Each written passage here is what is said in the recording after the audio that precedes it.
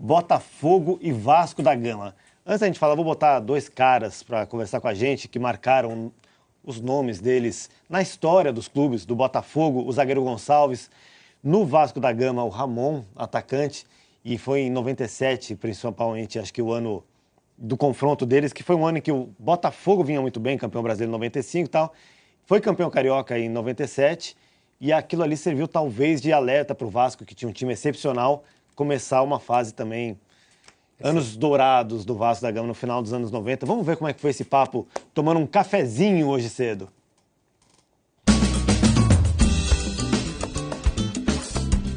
Papo de bar hoje é no café, recebendo duas grandes feras que deixaram nomes marcados nos clubes, principalmente no Botafogo, né, Gonçalo?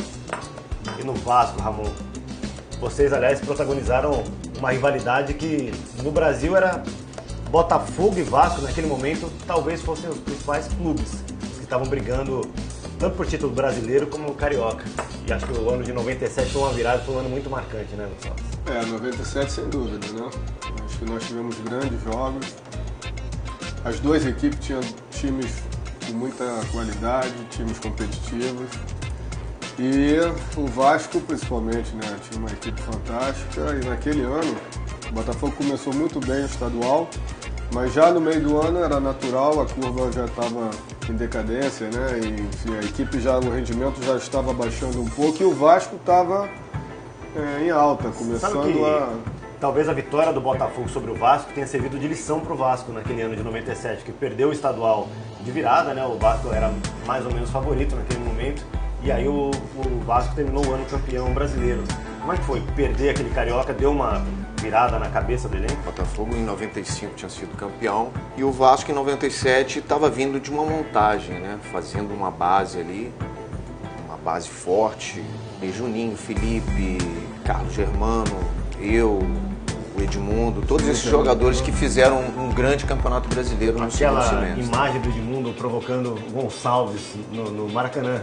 Como é que foi pra você naquele momento, ele manter o sangue frio? Não, eu não vi. Sinceramente, já declarei isso esses anos todos, porque todo mundo me pergunta isso. Você estava olhando pros pés dele?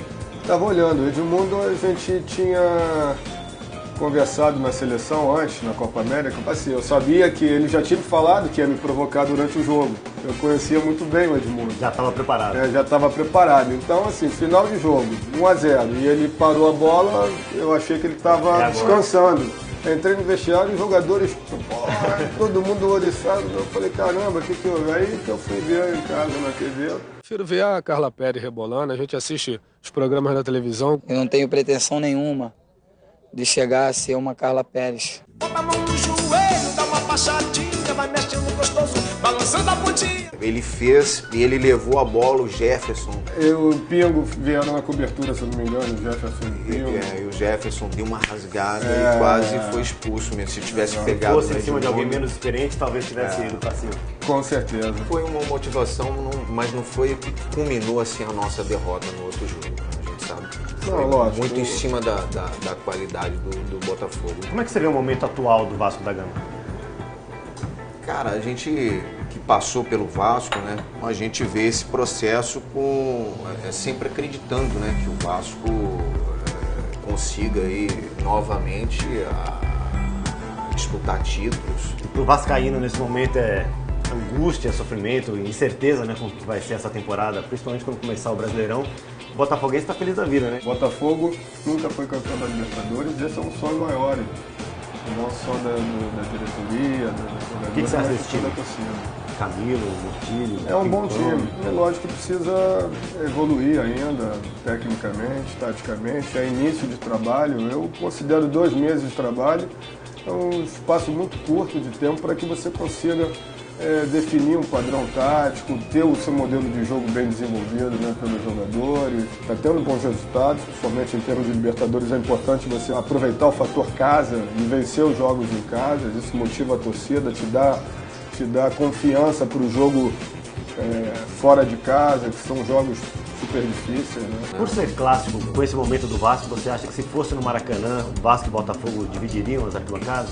O Botafogo vive um melhor momento. E a torcida do Vasco está com um certo receio, né, a respeito do seu time. Mas tem tudo para ser um grande clássico. Ramon, nesse momento, Vasco é apontado como um time que vai brigar para escapar do rebaixamento do Campeonato Brasileiro. Dá tempo de arrumar essa equipe? Dá, tem o restante do Carioca. Lógico que aí vem os resultados positivos, que são muito importantes também, né? De fazer esse restante do Carioca, tentar chegar à final. Já o Botafogo está motivado até não poder mais, entra em campo sempre. A gente assistindo vê que o time tem uma garra, tem alguma coisa a mais ali. Sempre é muito difícil enfrentar uma equipe como a do Vasco da Gama, independente do momento ser melhor de uma equipe ou de outra, não dá para apontar um favoritismo, um favorito, né? O Botafogo tem que entrar para ganhar o jogo, é natural, e vencer o Clássico vai dar mais força para a equipe ainda na temporada, enfim, vai manter as esperanças de poder conquistar também o segundo turno e estar na briga pela final do campeonato. Valeu, papo muito bom, Gonçalves. Muito obrigado. Ramon, valeu. Valeu, Thiago. Mais um cafezinho? Não, tá ótimo.